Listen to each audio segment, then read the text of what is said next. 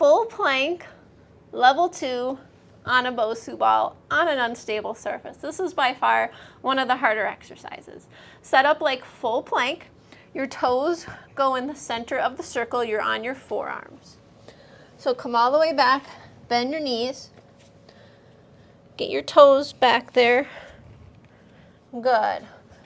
Come down, get your forearms set. When you're ready, squeeze everything up. Now, your alignment, shoulders over wrist. I don't want your head hanging. Pull it up. Squeeze your inner thighs together. Reach your heels back. Pull your hips up.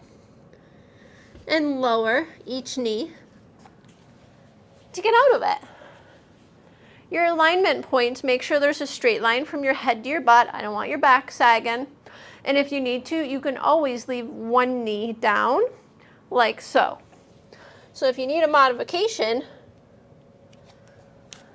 you can also do it just like this. You just don't get that much out of the exercise as you would adding 2 legs. Pick which version is going to work best for you, the full plank on a Bosu ball.